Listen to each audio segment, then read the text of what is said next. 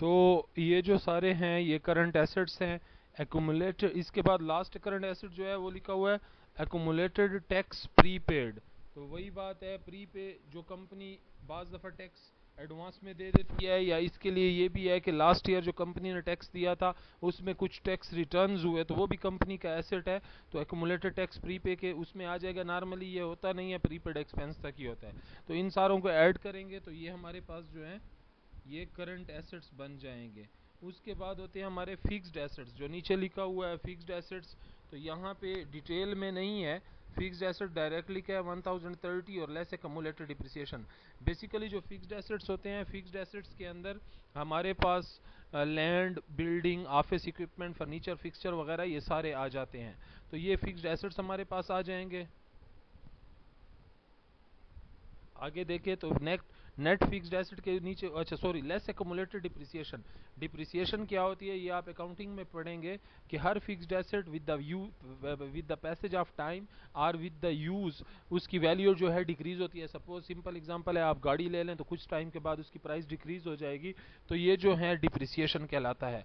तो definitely fixed asset की cast कम हो रही है तो फिक्स्ड एसेट से ही ये डिप्रिसिएशन हम लोग माइनस करेंगे। तो ये हमारे पास माइनस हो के नेट फिक्स्ड एसेट्स आ गए। और नीचे लिखा हुआ है इन्वेस्टमेंट लॉन्ग टर्म। ये जो LT है इसका मतलब है long term. Long term investment जो कंपनी ने की है ये भी एसेट्स में आती है। और अदर एसेट्स लॉन्ग टर्म, जैसे मैंने आपको बताया है कि land, building, office equipment, furniture and fixture, computer, supplies, ये सारे आपके पास जो है फिक्स्ड एसेट्स हैं। तो ये सारे नीचे आ जाएंगे अगर डिटेल में बनानी होगी हमने। तो ये एंड पे जो है करंट एसेट्स और जो फिक्स्ड एसेट्स हैं ये ऐड होके टोटल एसेट्स बना देंगे। तो ये एसेट साइड है हमारे पास बैलेंस शीट की। फिर ये देखें तो ये लायबिलिटी साइड है, ये लायबिलिटी साइड है। बेसिकली होता यही है जैसे स्टार्ट में बैलेंस शीट के था कि asset is equal to liability plus owner equity. तो जितने एसेट्स हमारे आए हैं अभी हमने जो पीछे एक प्रीवियस स्लाइड पे कैलकुलेट किए हैं, तो लायबिलिटीज और ओनर इक्विटी जो है ये भी उतनी ही आएगी। तो हम लोग इसको दो फॉर्म्स में बना सकते हैं, अकाउंट फॉर्म और रिपोर्ट फॉर्म। तो वो दोनों फ्यूचर में फिर मैं आपको कभी दिखा दूंगा कि किस तरह होते हैं। बहरहाल ये आप देखें तो जैसे एसेट्स खत्म हो उसके नीचे जब आप लायबिलिटीज और ओनर इक्विटी को लिख दें तो ये अकाउंट फॉर्म, ये रिपोर्ट फॉर्म बन जाता है। तो आप रिपोर्ट करेंगे। अब नीचे लायबिलिटीज में क्या आ रहा है, लायबिलिटीज में भी उसी तरह है, करंट लायबिलिटी और लॉन्ग टर्म लायबिलिटीज। तो पहले पहले लायबिलिटीज में है notes payable, accounts payable, accrued taxes और अदर एक्रूड लायबिलिटीज, ये चारों ऐड होके करंट लायबिलिटीज बना रहे हैं। तो नोट्स पेबल और अकाउंट पेबल अभी मैंने आपको बताया कि पेबल वो हैं जो कंपनी ने अदा करने हैं। नोट पेबल उसको कहते हैं जो हमारा रिटर्न एग्रीमेंट हो, जब आप किसी से कर्जा लें और उसको लिख कर दे दें कि ये कर्जा मैं फलानी तारीख को अदा करूंगा, तो ये जो लिख पढ़ होती है इसको नोट पेबल कहते हैं। और जो ज़बानी होता है जैसे दोस्तों में या रिश्तेदारों में हम एक दूसरे को कुछ पैसे दे देते हैं और वो दोस्त कहता है कि फ्यूचर में दे दूंगा, तो ये अकाउंट्स पेबल है ज़बानी। Accrued taxes, taxes incurred but not yet have been paid, कि वो तमाम टैक्स जो हमारे ऊपर लग गए लेकिन अभी तक कंपनी ने पे नहीं किए तो कंपनी ने पे करने हैं। तो इसका मतलब है कि ये भी हमारे पास लायबिलिटी हो गई, करंट लायबिलिटी। और उसके बाद है अदर एक्रूड लायबिलिटीज के, इसके अलावा अगर कोई भी लायबिलिटी हो तो आप उसको इस हेड में डाल सकते हैं। ये सारे ऐड हो कि हमारे पास करंट लायबिलिटीज बना देंगे। फिर नीचे लिखा हुआ है long term date. Long term date उसने डायरेक्ट दिया 530, तो ये टोटल लायबिलिटीज हो गई 500 530। फिलहाल इसको छोड़ें, ऐड नहीं करें। नीचे जो हमारा लास्ट हेड है वो है शेयर होल्डर्स इक्विटी का। तो उसमें आप देखें कॉमन स्टॉक है, आगे ब्रैकेट में लिखा है $1 पार और आगे लिखा हुआ है 200। फिर एडिशनल पेड इन कैपिटल, ये ADD एडिशनल के लिए, PD पेड के लिए, और नीचे है रिटेन्ड अर्निंग्स। तो कॉमन स्टॉक क्या है, ये कंपनी के शेयर्स होते हैं जिसके ऊपर कंपनी जो है जब शेयर होल्डर्स इसमें इन्वेस्ट करते हैं, ये इन्वेस्टर कंपनी के शेयर परचेज करते हैं स्टॉक एक्सचेंज के अंदर। तो ये कंपनी इसलिए बेचती है कि उनको फंड चाहिए होते हैं, और शेयर इसलिए शेयर होल्डर इसलिए परचेज करते हैं कि उनको डिविडेंड की फॉर्म में रिटर्न मिलता है, या जब फ्यूचर में मार्केट में शेयर की प्राइस हाई होती है तो उनको प्रॉफिट मिलता है। आगे जो $1 पार लिखा हुआ है, पार वैल्यू कहते हैं फेस वैल्यू को जो शेयर के ऊपर लिखी होती है। इसका ये मतलब है कि ये जो बास्केट वंडर्स की कंपनी है, इन्होंने $1 के ऊपर एक शेयर जब शुरू में बनाया था तो उसकी कीमत $1 थी, तो 200 आगे लिखा हुआ है अमाउंट, तो इसका मतलब है कि इन्होंने 200 शेयर्स बेचे थे। कितने? 200। तो 200 मल्टीप्लाई बाय 1 200 ही आ जाएगा।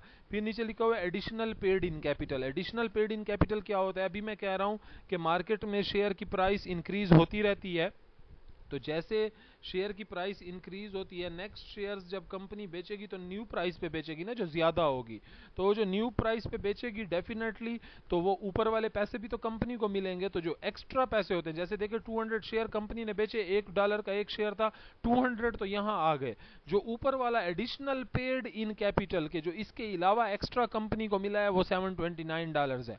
उसके बाद है रिटेन्ड अर्निंग्स। रिटेन्ड अर्निंग्स क्या होती है? कंपनी की जो इनकम स्टेटमेंट होती है उसके सबसे आखिर में नेट इनकम या नेट प्रॉफिट आता है, तो वो जो नेट इनकम या नेट प्रॉफिट है उसका कुछ हिस्सा कंपनी जो है इन्वेस्टर्स को दे देती है, शेयर होल्डर्स को डिविडेंड की फॉर्म में, बैंक्स को सूद देती रहती है, और उसके अलावा जो रिमेनिंग प्रॉफिट होता है उसको कंपनी दोबारा इन्वेस्ट कर देती है अपने बिजनेस में, तो दोबारा जो री इन्वेस्टेड अमाउंट होता है वो रिटेन्ड अर्निंग्स कहलाता है।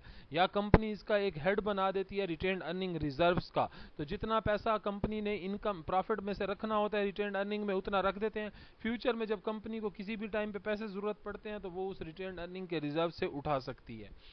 तो इसके बाद ये टोटल इक्विटी आ गई 1139, ऊपर जो करंट लायबिलिटी थी 500, लॉन्ग टर्म डेट था 530, तो ये दोनों 500 530 1030 और 1139 ये चारों जब तीनों ऐड होंगे तो ये $2169 बन गया, जो कि सेम एसेट्स भी हमारा इतना था $2169 और लायबिलिटीज भी, और लायबिलिटीज और ओनर इक्विटी भी उतनी ही है। तो ये बैलेंस शीट कंप्लीट हुई, एसेट्स का जितना अमाउंट था is equal to total liabilities और ओनर इक्विटी। इसके बाद है हमारे पास इनकम स्टेटमेंट। बास्केट वंडर की वही एग्जांपल है, इनकम स्टेटमेंट नीचे लिखा हुआ है, नीचे उसका ईयर है कि किस साल के लिए बनाई है, दिसंबर 31 2003 के लिए। तो इनकम स्टेटमेंट का फॉर्मेट ये है कि सबसे पहले नेट सेल्स है, कंपनी ने जो सेल की है, जिस टाइम की हम इनकम स्टेटमेंट बना रहे हैं उस टाइम में जितनी सेल की है वो सेल का अमाउंट लिखेंगे। उसके बाद हम उसमें से माइनस करते हैं less cost of good sold. ये कास्ट ऑफ गुड सोल्ड जो लिखा हुआ ये माइनस हो रहा है। कास्ट ऑफ गुड सोल्ड क्या है? नाम को थोड़ा सा देखें कि वो गुड्स जो कंपनी ने बेच दिए उनके ऊपर कितना खर्चा आया, तो जाहिर सी बात है कि सेल में से ही वही खर्चा निकालेंगे ना। तो सेल थी $2211 की और उस कास्ट ऑफ गुड सोल्ड जो थी वो $1599 उस पर खर्चा आया था। तो नीचे आ गया ग्रॉस प्रॉफिट $612। अब ये ग्रॉस प्रॉफिट क्यों है? ग्रॉस प्रॉफिट से मुराद ये है कि अभी इसमें थोड़े एक्सपेंस और भी बाकी हैं। तो इसमें नीचे जो आप देख रहे हैं SG&A एक्सपेंसेस, इसको कहते हैं सेल्स और general and administrative expenses, selling general and administrative expense. तो ये जो कंपनी के जनरल एक्सपेंस है, एडमिनिस्ट्रेशन के कामों में एक्सपेंस है या सेल्स में, वो $402 के थे, तो ऊपर वाले ग्रॉस प्रॉफिट से हमने ये माइनस किया तो ये आ गया $210। इसको आप कह रहे हैं एबिट।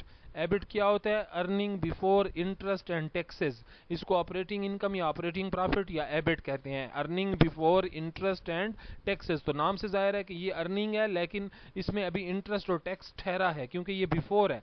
तो अब इसके नीचे हमने इसमें से लेस इंटरेस्ट एक्सपेंस को माइनस करेंगे। डेफिनेटली जो कंपनी ने कर्जे लिए हैं तो उस पर सूद देगी, तो ये वही सूद है। तो $59 का है, तो एबिट में से $59 माइनस किए तो ये EBT बच गया, आई माइनस हो गया क्योंकि इंटरेस्ट लेस हो गया ना, तो ये अर्निंग बिफोर टैक्स रह गया।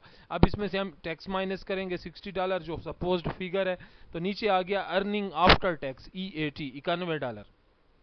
तो ये हमारे पास इनकम है, इसको हम नेट इनकम या नेट प्रॉफिट कहते हैं। लेकिन चूंकि आपको पता है कि कोई भी बिजनेस हो उसका जो प्रॉफिट होता है वो मालिकों को जाता है, तो कंपनी में जो मालिक होते हैं वो शेयर होल्डर्स होते हैं, और शेयर होल्डर्स को जो प्रॉफिट मिलता है वो डिविडेंड की शक्ल में मिलता है। तो इसलिए यहाँ पे नीचे लिखा हुआ है कैश डिविडेंड, तो अर्निंग आफ्टर टैक्स में से ये कैश डिविडेंड माइनस। तो कंपनी ने इस साल $91 कमाए, जिसमें से $38 जो है $38,000, क्योंकि ऊपर आप देखें सॉरी तो इनकम स्टेटमेंट इन थाउजेंड्स, ये थाउजेंड्स में बनी हुई है, तो $91,000 में से $38,000 जो है कंपनी अपने शेयर होल्डर्स को डिविडेंड की शक्ल में दे रही है, और नीचे जो रिमेनिंग $53,000 रह गया ये इंक्रीज इन रिटेन्ड अर्निंग। अभी मैंने आपको बैलेंस शीट में दिखाया रिटेन्ड अर्निंग, और मैंने कहा था कि इनकम स्टेटमेंट में डिविडेंड के बाद जो पैसा बचता है वो कंपनी दोबारा इन्वेस्ट कर देती है। तो ये आपके पास थी इनकम स्टेटमेंट।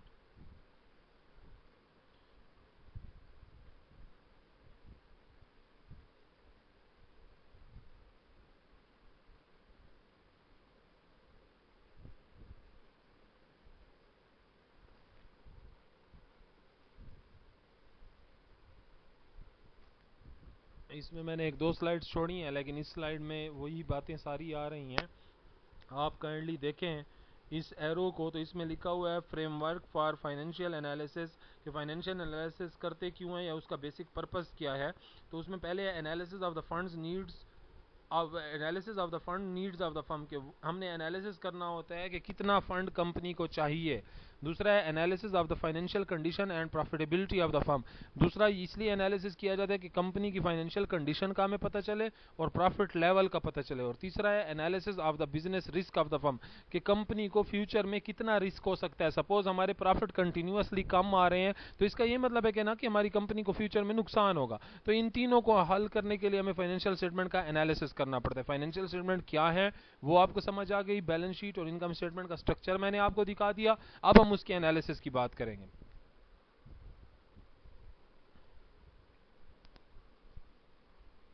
तो ये तीन बेसिक रीजंस थी। उसके बाद आप थोड़ा सा आगे, हाँ, ये अब फाइनेंशियल स्टेटमेंट एनालिसिस में सबसे इंपॉर्टेंट एनालिसिस जो है उसको हम फाइनेंशियल रेशोज कहते हैं। तो यहाँ पे हेडिंग है यूज ऑफ फाइनेंशियल रेशोज। तो इसको आप देखें कि financial ratio is an index that relates to accounting numbers and is obtained by dividing one number by the another.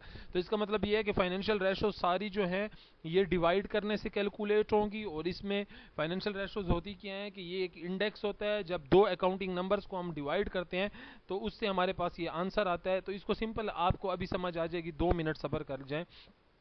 और टाइप ऑफ कंपैरिजन क्या है, इंटरनल कंपैरिजन, एक्सटर्नल कंपैरिजन। अब मैं समझाता हूँ आपको अपने अल्फाज में कि फाइनेंशियल रेशोज क्या है।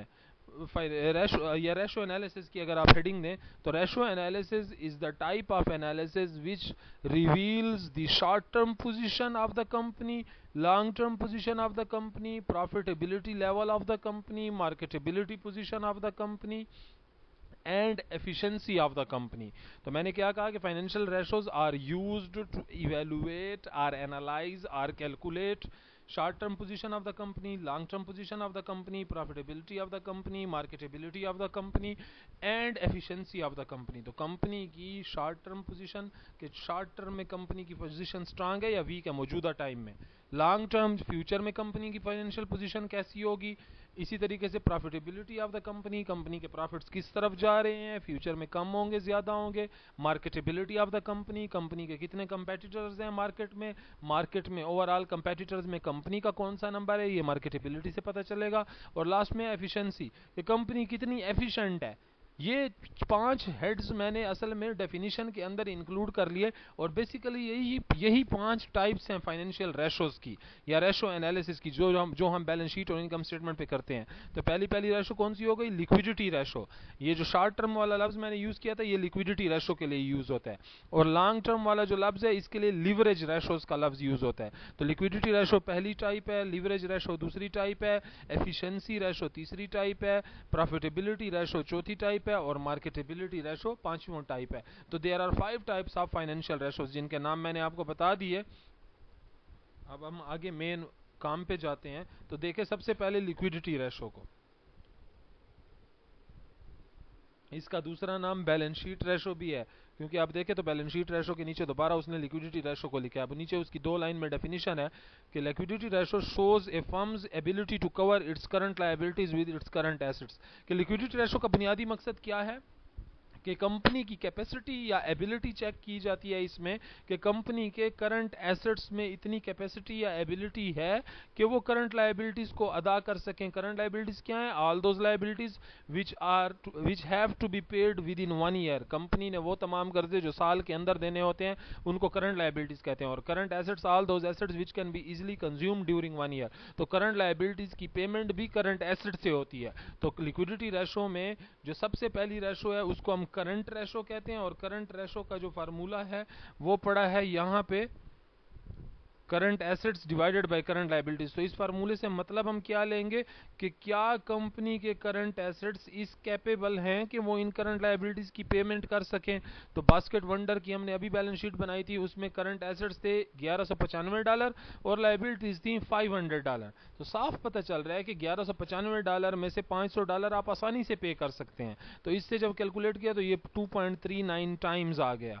तो आगे वो इसको एक्सप्लेन कर रहा है कि इसका मतलब क्या है। सिर्फ सिर्फ कैलकुलेट नहीं करना, असल चीज़ है डिसीजन। क्योंकि मैंने आपको पहले ही बताया था कि बिजनेस फाइनेंस का सब्जेक्ट जो है ये टोटल डिसीजन मेकिंग पे है। तो इसको आप देखें तो करंट रेशो के नीचे उसने 3 कॉलम बनाए हुए हैं, ईयर, एक है बास्केट वंडर जो कंपनी का नाम है, और तीसरा है कॉलम है इंडस्ट्री का। इसका मतलब क्या है, ईयर तो साफ पता है कि किस साल की कैलकुलेशन है, 2003 की है। बास्केट वंडर ये उसकी करंट रेशो का जवाब आया है 2.39। इंडस्ट्री की एवरेज लिखी हुई है 2.15, ये भी समझाता हूं। और नीचे देख लें ratio is stronger then industry average, कि जो बास्केट वंडर का आंसर आया है 2.39, ये ज्यादा है ना इंडस्ट्री 2.15 से। तो इसका मतलब है कि basket wonder can easily make the payment of current liabilities from its current assets. तो इंडस्ट्री एवरेज से क्या मुराद होते हैं, बेसिकली होता ये है कि जिस इंडस्ट्री की भी कंपनीज होती हैं, सपोज करें बेवरेजेस इंडस्ट्री है पाकिस्तान में, तो इसमें ये जो कोक है, पेप्सी है, ये जितने भी बेवरेजेस के ब्रांड्स हैं ये सारे उसमें आते हैं। तो ये सारी अपनी अपनी कैलकुलेशंस करेंगे अपनी बैलेंस शीट से, लिक्विडिटी रेशो की और उसमें करंट रेशो की। तो उसमें एक इंडस्ट्री की एवरेज निकाल ली जाती है कि बेवरेजेस इंडस्ट्री में करंट रेशो की क्या एवरेज है जो हमारे पास नॉर्मल हो। तो यहाँ पे जो एवरेज है वो 2.15 है, और ये जो बास्केट वंडर की कंपनी है उसका एवरेज से भी अच्छा रिजल्ट आया। तो इसका मतलब है कि कंपनी की करंट रेशो स्ट्रांग है। उसके बाद हम देखते हैं नेक्स्ट। तो ये इसी लिक्विडिटी रेशो की सेकंड टाइप है जिसको हम कहते हैं एसेट टेस्ट रेशो। बुनियादी तौर पे बात ना भूलें, मैंने आपको बताया कि रेशो एनालिसिस में 5 मेजर टाइप्स हैं। अब हर एक टाइप के नीचे 3-3, 4-4 फार्मूले मैं आपको करवाऊंगा, हर एक का अपना काम है। वैसे इससे भी ज्यादा है, लेकिन आप लोगों की आसानी के लिए और आप लोगों को इजीली समझ आ जाए इसलिए यहां से हम थोड़ा सा शार्ट कराएंगे। तो एसिड टेस्ट या जो क्विक रेशो है ये किस तरह होती है, इसमें और जो पीछे करंट रेशो थी थोड़ा सा माइनर सा फर्क है। इसमें आप देखें वहां पे था current acid divided by current liabilities, यहाँ पे भी वही है, लेकिन करंट एसिड में से यहाँ पे माइनस इन्वेंट्री, ये INV जो लिखा हुआ है ये इन्वेंट्री का है। जितने भी करंट एसिड हैं और इन्वेंट्री का अमाउंट मैं आपको दिखा देता हूं। ये कंपनी की बैलेंस शीट है और बैलेंस शीट में देखें करंट एसेट्स पड़े हैं $1195 के और इन्वेंट्री पड़ी है $696 की। तो यहाँ पे हमने यही काम करना है कि $1195 देखें हमने एसेट्स का डाला और $696 माइनस इन्वेंट्री का, और करंट लायबिलिटीज वही 500 की थी। तो यहाँ पे आ गया 1.0 टाइम्स आंसर। ठीक है, तो ये लिक्विडिटी रेशो क्या बताती है, acid test ratio shows firm's ability to meet current liabilities with its most liquid asset. फर्क क्या था कि उन्होंने ये कहा, फ्यूचर में रिसर्चर्स ने ये कहा कि इन्वेंट्री भी इतना लिक्विड एसेट नहीं है। क्यों, इन्वेंट्री अभी मैंने बताया क्या, वो सामान जो कंपनी ने बेचने के लिए रखा है, लेकिन इसको हम करंट एसेट में डालते हैं। हमने तो कहा कि ये 1 साल के अंदर अंदर बिक जाएंगे या 1 साल के अंदर अंदर हम इनको यूज कर लेंगे। लेकिन इन्वेंट्री जरूरी तो नहीं है, कई सामान ऐसे होते हैं जो दुकानदारों के पास पड़े होते हैं, कंपनीज के पास पड़े होते हैं, उन पे सालों गुजर जाते हैं, नहीं बिकते, इस वजह से उन पे एक्सपायरी हो जाती है। तो जरूरी नहीं है। इस बेस पे रिसर्चर्स ने या फाइनेंस मैनेजर्स ने कहा कि इन्वेंट्री भी हमारे पास मोस्ट लिक्विड एसेट है, लेकिन मोस्ट लिक्विड नहीं है, फॉरेन कैश में कन्वर्ट नहीं होती। इसलिए इसको माइनस करके कैपेसिटी देखें कि इसको माइनस करके करंट एसेट की कितनी कैपेसिटी है इसको पे करने की। तो जब हम इसको माइनस करते हैं तो फिर 1.00 टाइम्स आंसर इसका आता है। इसका क्या मतलब है, अब देखें बास्केट वंडर की जो एसेट टेस्ट रेशो है उसका 1 आंसर था और इंडस्ट्री एवरेज थी 1.25। तो इंडस्ट्री एवरेज ज्यादा है, बास्केट वंडर की जो पोजीशन है वो वीक है, तो ratio is weaker then industry average. इसका क्या मतलब है कि बास्केट वंडर के फाइनेंस मैनेजर को सोचना चाहिए कि मैंने जो है इन्वेंट्री में बहुत ज्यादा इन्वेस्टमेंट की हुई है, क्योंकि इन्वेंट्री को जब मैं करंट एसेट से माइनस करता हूं तो मेरी industry average acid test ratio की लो हो जाती है इंडस्ट्री एवरेज से। तो इसके ऊपर फोकस, तो ये इस तरह के जब आंसर्स आएंगे तो इससे आप डिसीजन कर सकेंगे कि ओके मेरे एसेट टेस्ट रेशो वीक है, I will have to make it strong. तो कैसे स्ट्रांग करेंगे कि अपनी लायबिलिटीज को रिड्यूस करो या इन्वेंट्री को थोड़ा सा रिड्यूस करके बाकी करंट एसेट्स में ज्यादा इन्वेस्टमेंट करें। तो ये थी आपके पास बेसिकली क्या कहते हैं लिक्विडिटी रेशो। अब ये उसकी ग्राफिकल कंपैरिजन है, आप देखना चाहें देख लें, लेकिन मैं इसको इतना इंपॉर्टेंट नहीं समझता। तो liquidity ratio basically basket Wonder की यही थी, जिसमें हमारे पास एक टाइप थी करंट रेशो की और दूसरी थी एसेट टेस्ट रेशो या क्विक रेशो की।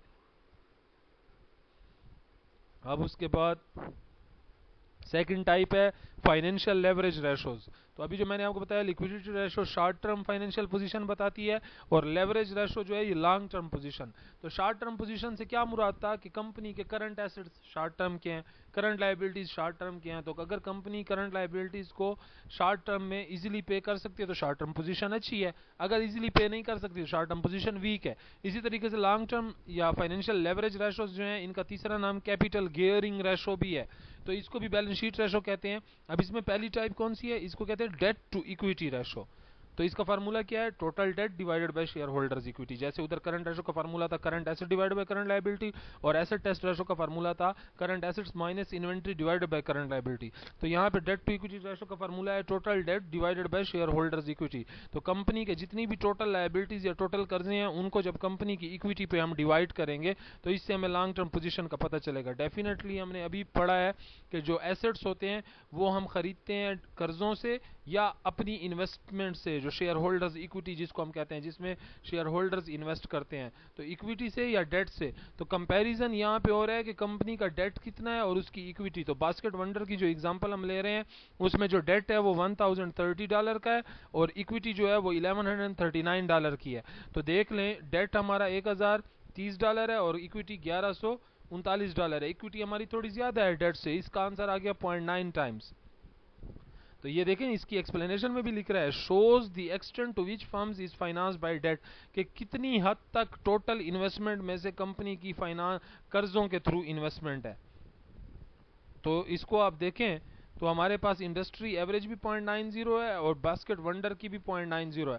तो हम कहेंगे Basket Wonder has the average debt utilization relative to the industry average, कि इंडस्ट्री एवरेज के मुताबिक ही इसकी पोजीशन है। अब बात यह है कि आप तो थ्योरेटिकल पढ़ रहे हैं, तो थ्योरेटिकली तो इंडस्ट्री एवरेज गिवन नहीं होगी, तो फिर हमने सिर्फ इसको एज्यूम करना है अपनी तरफ से। ये नीचे वाले ईयर्स को छोड़ दे, ये जस्ट एग्जांपल है। तो ये हम एजम्पशन किस बेस पे करेंगे, हम देखेंगे जैसे सपोज अभी हमने लिक्विडिटी रेशो में करंट रेशो को देखा, current asset divide by current liability, और अगर करंट एसेट ज्यादा है न्यूमेरिकल में, जब क्वेश्चन अगर पेपर में आए तो करंट एसेट्स अगर ज्यादा हैं करंट लायबिलिटीज से, तो डेफिनेट सी बात है कि कंपनी इजीली उन लायबिलिटीज की पेमेंट कर सकती है। तो उसकी इंडस्ट्री एवरेज पेपर के अंदर आपने खुद से एज्यूम करके डालनी है और उसको अच्छा शो करना है क्योंकि उसके फिगर्स हमें बता रहे होंगे। तो ये डेट टू इक्विटी रेशो हो गई। अब डेट टू इक्विटी रेशो के बाद क्या है, अब इसका मतलब क्या है, इसका मतलब ये है कि जितनी इक्विटी की इन्वेस्टमेंट है $1139 की, उस इन्वेस्टमेंट का 90% जो है वो डेट भी है, डेट के थ्रू भी इन्वेस्ट हो रहा है, जो कि $1030 बनता है। तो 90 टोटल इक्विटी की जितनी इन्वेस्टमेंट है उसका 90% डेट के थ्रू भी इन्वेस्ट किया गया है। तो ये डेट टू इक्विटी रेशो है। उसके बाद है debt to total asset ratio. तो वहाँ डेट डिवाइड बाय इक्विटी था, यहाँ debt divide by total asset, कि out of 100% assets which was purchased or owned by the company, how much assets are financed through debts, कि total asset में से कितने assets हमने कर्जों पे उधार पे लिए हैं।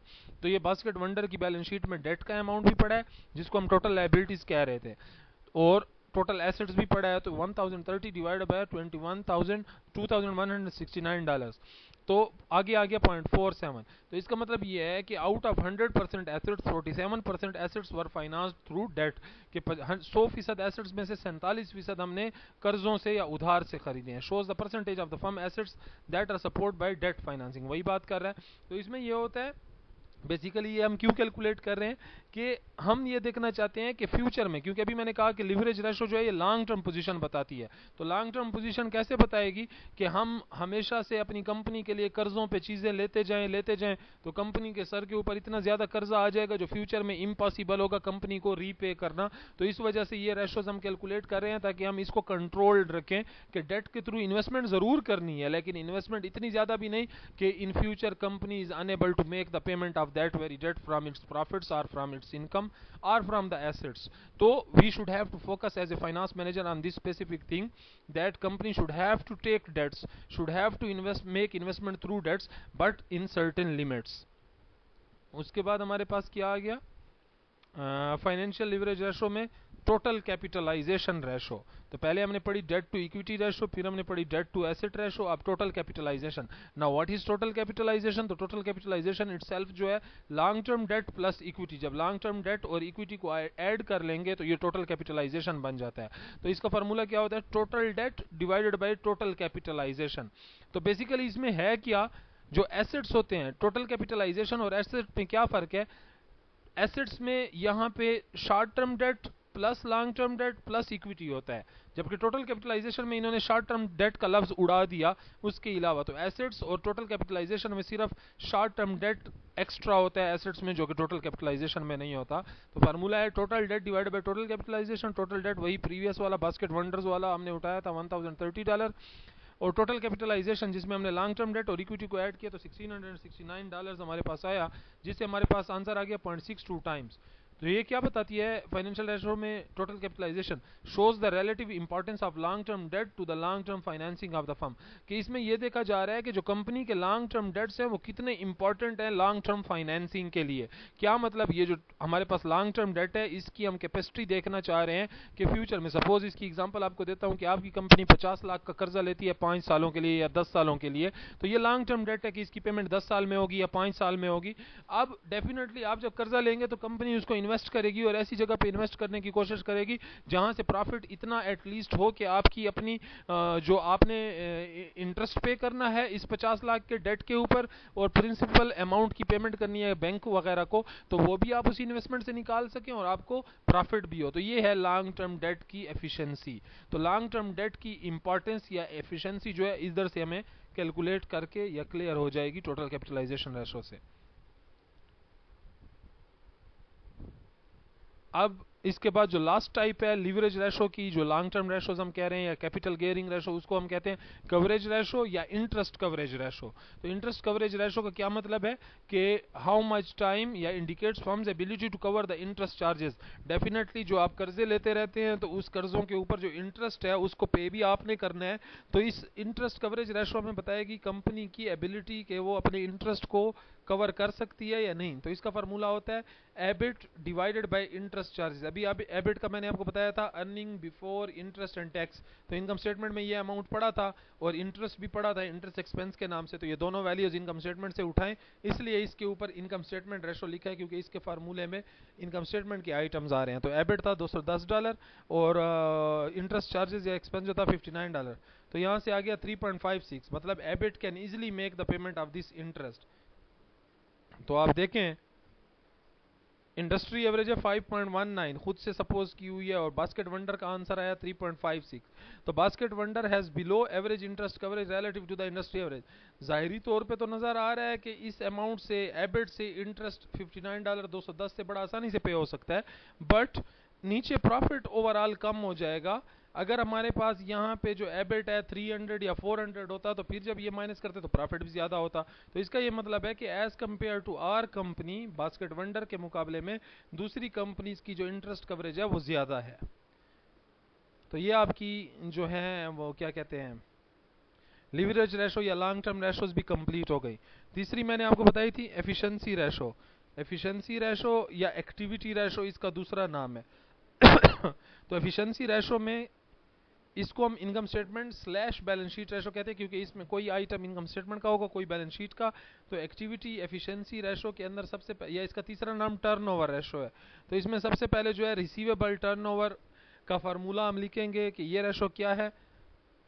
इसमें वो क्या कह रहे हैं, assume all sales are credit sale, के जितनी भी सेल कंपनी ने किया उधार पे की है इस एजम्पशन की बेस पे। रिसीवेबल टर्नओवर रेशो क्या बताती है, indicate quality of receivables and how successful the firm is in its collection. क्या मतलब है कि कंपनी जितनी भी सेल कर रही है, जैसे इसने क्या कहा कि all credit sale are credit sale, कि जितनी भी सेल कर रही है उधार की है, तो डेफिनेटली जो क्रेडिट सेल होती है उसके लिए दोबारा क्रेडिट की कलेक्शन भी होती है। तो जिस क्रेडिट को कंपनी रिकलेक्ट करेगी तो इसको रिसीवेबल कहेंगे। The amount which company is going to receive back from its buyers due to credit sale, वो अमाउंट जो कंपनी ने दोबारा रिसीव करना है अपने बायर से क्योंकि कंपनी ने स्टार्ट में क्रेडिट सेल की थी। तो रिसीवेबल टर्नओवर का फार्मूला है एनुअल नेट क्रेडिट सेल्स, या आप इसको लिख सकते हैं टोटल नेट सेल्स।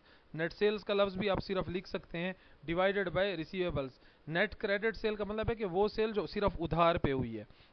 और डिवाइडेड बाय रिसीवेबल्स, जो रिसीवेबल्स आपकी बैलेंस शीट में अकाउंट रिसीवेबल और नोट रिसीवेबल के नाम से पड़े होते हैं वो डालेंगे।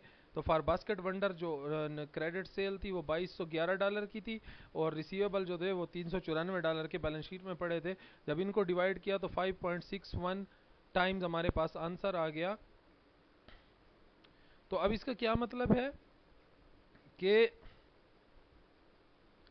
हमारा रिसीवेबल जो है during 1 year it is converted 5 times into cash, कि 5 दफा या 5.61 टाइम्स कैश में कन्वर्ट होता है। सपोज हमने साल में सारा साल हम सेल करते रहे क्रेडिट की बेस पे, तो जो रिसीवेबल्स जनरेट होते रहते हैं वो साल में 5 दफा रिकवर हो जाते हैं। टर्नओवर का मतलब है कि जो हमने सेल्स जो है रिसीवेबल के जो रिसीवेबल के थ्रू सेल किया हमने, उसकी सक्सेसफुल कलेक्शन के लिए हमें 5 टाइम्स हम साल में कलेक्ट कर सकते हैं। तो ये रिसीवेबल टर्नओवर था, कि टर्नओवर बेसिकली सेल को कहते हैं, और जो उधार के थ्रू सेल होगी तो रिसीवेबल टर्नओवर। फिर है एवरेज कलेक्शन पीरियड। अब ये जब आप समझेंगे तो इसके साथ वो रिसीवेबल टर्नओवर और आपको क्लियर हो जाएगा कि डेफिनेटली जो उधार पे सेल आपने की थी उसका टर्नओवर जो था वो 5 टाइम्स था या 5.61 टाइम था कलेक्शन। अब इसको इस रिसीवेबल को कितने टाइम में कंपनी कलेक्ट कर लेती है। सपोज एक कंपनी है वो उधार देती है और वो कहती है कि 15 दिनों में आपने मुझे वापस करना है। एक कंपनी है वो 30 दिन में वापस करवाती है। दूसरी कंपनी है वो कहती है 6 महीने के बाद पेमेंट करना। तो ये कलेक्शन पीरियड हम कैलकुलेट कर सकते हैं कंपनी के। अगर हम रिसीवेबल टर्नओवर को, जैसे अभी प्रीवियसली हमने फार्मूले में रिसीवेबल टर्नओवर कैलकुलेट किया, अगर वो हमारे पास आ जाए और डेज इन अ ईयर, एक साल में 365 दिन होते हैं, तो 365 डिवाइड बाय रिसीवेबल टर्नओवर अभी हमने कैलकुलेट किया 5.61, तो 365 डिवाइड बाय 5.61, तो ये बन गया 65 डेज। इसका मतलब क्या है कि whenever Basket Wonder will make the credit sale it take 65 days to recover their credit. तो उनको 65 दिन चाहिए अपने उधार को वापस लेने के लिए जिन बायर्स पे इन्होंने उधार पे गुड्स बेचे थे। तो एक्टिविटी रेशो या एफिशिएंसी रेशो जो है कंपनी की एफिशिएंसी बताते हैं, जिसमें हमने पहले रिसीवेबल टर्नओवर रेशो को देखा, अब एवरेज कलेक्शन पीरियड को देखा। तो average collection period basket wonder का 65 डेज है, इंडस्ट्री जो है वो 65.7 है। अब इसका ये मतलब नहीं है, अब ये डेज हैं, यहाँ पे इंडस्ट्री की अगर ज्यादा भी हो तो नुकसान इंडस्ट्री को है, क्योंकि उधार जितना जल्दी कंपनी कलेक्ट कर ले तो वो उतना एफिशिएंट होती है। तो बास्केट वंडर 65 दिनों में कलेक्ट कर रही है और इंडस्ट्री एवरेज है 65.7 दिन। तो इसका मतलब है कि बास्केट वंडर की ज्यादा अच्छी परफॉर्मेंस है कलेक्शन पीरियड के हवाले से। इसका मतलब क्या होता है कि जो कंपनी की क्रेडिट पॉलिसीज है वो स्ट्रांग है, और कंपनी अपनी क्रेडिट पॉलिसीज पे वर्क करके अपने बायर्स को उसके ऊपर स्नब करती है अगर वो टाइम पे पेमेंट्स नहीं करते हैं। उसके बाद एक्टिविटी रेशो में है पेएबल टर्नओवर। तो एज्यूम एनुअल क्रेडिट परचेजेस। तो पेएबल टर्नओवर क्या है कि क्रेडिट परचेजेस जो कंपनी ने उधार पे, अभी तक था सेल जो किया उधार पे, ये है परचेज। तो डेफिनेटली जब आप परचेज करेंगे उधार पे तो उसकी पेमेंट करेंगे, तो इसलिए लिखा है पेएबल टर्नओवर। तो एनुअल क्रेडिट परचेजेस जो पूरे साल में कंपनी ने उधार पे परचेज किया है, डिवाइड बाय अकाउंट्स पेबल, और जितनी पेमेंट कंपनी ने करनी है। तो बास्केट वंडर का जो क्रेडिट परचेज था $1551 का था, और $94 उसका अकाउंट्स पेबल था। पीछे इनकम स्टेटमेंट और बैलेंस शीट में पड़ा है। नीचे वो लिखता क्या है कि पेबल टर्नओवर का मकसद क्या है, indicate the promptness of payment of suppliers by the firm, कि कंपनी कितनी प्रॉम्प्टली या कितनी जल्दी पेमेंट करती है अपने सप्लायर्स को जिनसे ये रॉ मटेरियल या फिनिश सेमी फिनिश गुड्स खरीदती है फॉर फर्दर सेल। तो पेबल टर्नओवर जितना अच्छा होगा तो फ्यूचर में सप्लायर कंपनी को वेल इन टाइम प्रोडक्ट्स देंगे, और जितना बड़ा ऑर्डर भी कंपनी देना चाहे तो वो इनको देंगे। फिर है पेबल टर्नओवर इन डेज, जैसे अभी था रिसीवेबल टर्नओवर फिर एवरेज कलेक्शन पीरियड था, तो पहले पेबल टर्नओवर आ गया, फिर पेबल टर्नओवर इन डेज के कितने दिन बाद कंपनी अपने पेबल की पेमेंट करती है। तो इसका फार्मूला है डेज इन अ ईयर, वही जो एवरेज कलेक्शन पीरियड में था, डिवाइड बाय पेबल टर्नओवर, वहां रिसीवेबल टर्नओवर पे डिवाइड किया था, तो 365 दिन होते हैं साल में, और अभी प्रीवियस रेशो में हमने आंसर निकाला 16.5 जो कि पेबल टर्नओवर है, तो इसको डिवाइड किया तो 22.1 डेज लगते हैं कंपनी को अपने सप्लायर्स को दोबारा पेमेंट करने में। और इंडस्ट्री एवरेज क्या है देखिए 46.7। तो इसका क्या मतलब है कि बास्केट वंडर जो है वो बहुत टाइम के अंदर या वेल इन टाइम अपने सप्लायर्स को पेमेंट कर देती है। अब देखिए वो कहते हैं basket Wonder has improved it's payable turnover in days, is this good. क्या ये ठीक है? तो कुछ केसेस में ये ठीक है कि कंपनी को जल्दी पेमेंट करनी चाहिए, लेकिन कुछ केसेस में ये अच्छा नहीं भी है, क्योंकि हमारा रिसीवेबल जो टर्नओवर था वो कितना था, 65 डेज की। कंपनी जब उधार पे सेल करती है तो इसको 65 दिन में पेमेंट्स मिलती हैं, और हमारा पेएबल टर्नओवर है 22 दिन। तो हम जब पे कर रहे हैं कंपनी को, तो सप्लायर्स को, तो वो 22 दिन में। तो बास केसेस में अच्छा होता है कि जितना शॉर्ट हो, और इसका मतलब है कि अकॉर्डिंग टू सिचुएशन हम इस पे चलेंगे पेएबल टर्नओवर पे। फिर है इन्वेंट्री टर्नओवर, कि आपकी इन्वेंट्री कितने टाइम में सेल होती है। तो इसके अंदर क्या है कि आप देखें तो इन्वेंट्री टर्नओवर का फार्मूला है cost of good sold divide by inventory. Cost of good sold income statement का सेकंड आइटम था, और इन्वेंट्री करंट एसेट्स में बैलेंस शीट में टैरी है। तो कॉस्ट ऑफ गुड सोल्ड था $1599, और इन्वेंट्री जो थी वो $696 थी, तो ये 2.30। अब ये इन्वेंट्री टर्नओवर क्या बता रहे हैं, indicate the effectiveness of the inventory management practices of the firm. Inventory management system होता है, इन्वेंट्री मैनेजमेंट रिकॉर्डिंग होती है, इन्वेंट्री मैनेजमेंट मेथड्स होते हैं जो कंपनी यूज करती है अपनी इन्वेंट्री, कौन कौन सी, रॉ मटेरियल की इन्वेंट्री, सेमी फिनिश गुड्स की इन्वेंट्री और फिनिश गुड्स की इन्वेंट्री को प्रॉपर मेंटेन करने के लिए यूज किया जाता है, और ये रेशो हमें उसी की एफिशिएंसी बताती है। तो अभी बास्केट वंडर की इन्वेंट्री टर्नओवर जो है 2.30 आ गया, तो इंडस्ट्री एवरेज थी 3.45 और इनकी है 2.3। तो इंडस्ट्री एवरेज से इन्वेंट्री टर्नओवर हमारा कम है, तो वीक पोजीशन है। तो Basket Wonder has very poor inventory turnover ratio. तो पुअर ये डिसीजन हो गया कि वीक है। अब असल काम इसके बाद है कि company will have to improve this turnover. तो कुछ पॉलिसीज, कुछ डिसीजन कंपनी को ऐसे करने पड़ेंगे जिससे इन्वेंट्री टर्नओवर जो है इंप्रूव हो जाए। तो यही डिसीजन मेकिंग है रेशो एनालिसिस के अंदर। ये आपके पास एक्टिविटी रेशोज में।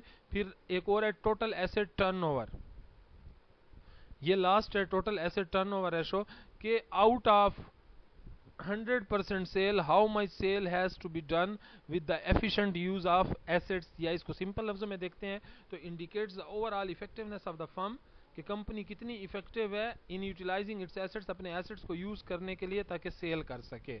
तो इसका फार्मूला होता है net cell divided by total asset. Net cell income statement पड़ी है, टोटल एसेट बैलेंस शीट में है। आंसर आ गया 1.02, इंडस्ट्री एवरेज है 1.17 और आंसर हमारा है वो 02 है 1.02। तो Basket Vendor has a weak total asset turnover. तो इंडस्ट्री एवरेज में मतलब इंडस्ट्री के जो बाकी कंपनीज हैं उनकी एसेट एफिशिएंसी ज्यादा है और बास्केट वेंडर के जो एसेट्स की एफिशिएंसी है कम है।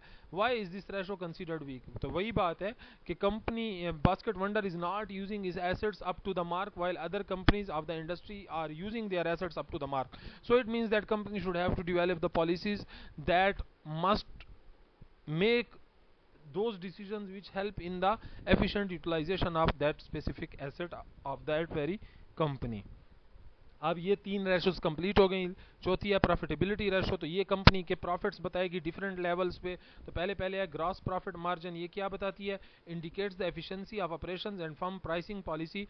इससे इस ग्रॉस प्रॉफिट मार्जिन रेशो से क्या पता चलेगा कि कंपनी के ऑपरेशन, जो कंपनी में रोजमर्रा काम होते हैं, रॉ मटेरियल होता है, उसकी वर्क इन प्रोसेस होता है, उससे फिनिश गुड्स बनती है, एडमिनिस्ट्रेशन के काम है, डेली एक्सपेंसेस हैं, वो कैसे हैं, फर्म प्राइसिंग पॉलिसी और कंपनी ने कौन सी प्राइसिंग रखी है। स्ट्रेटेजिक मैनेजमेंट का सब्जेक्ट जब आप नेक्स्ट सेमेस्टर में पढ़ेंगे तो उसमें प्राइसिंग स्ट्रेटजीज होती हैं, जिसमें मुख्तलिफ कंपनियां जो अपने प्रोडक्ट्स की प्राइस रखती हैं उनकी मुख्तलिफ रीजंस होती हैं। मैं आपको दो बता देता हूं।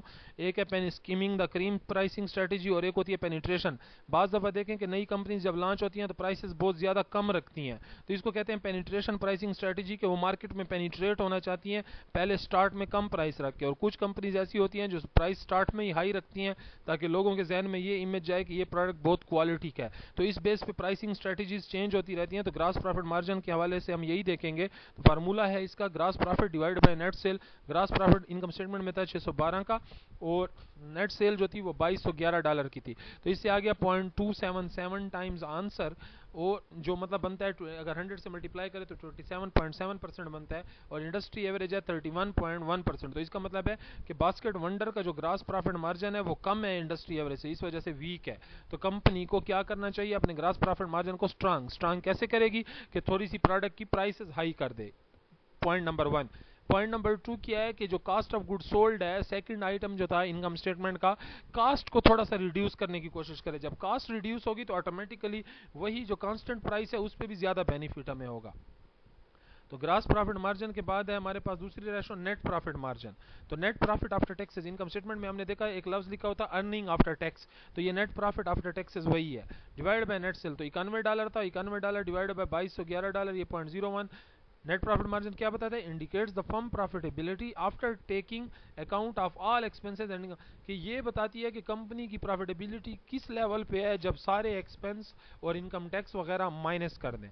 तो कंपनी की जो प्रॉफिटेबिलिटी है 0.041 था, जो कि 4.1%, कि आउट ऑफ 100% सेल 4.1% कंपनी का प्रॉफिट है, और इंडस्ट्री में 8.2% प्रॉफिट जो है दूसरी कंपनी जिसके कंपेटिटर कमा रहे हैं, तो डेफिनेटली इसका इंडस्ट्री एवरेज से हाफ है।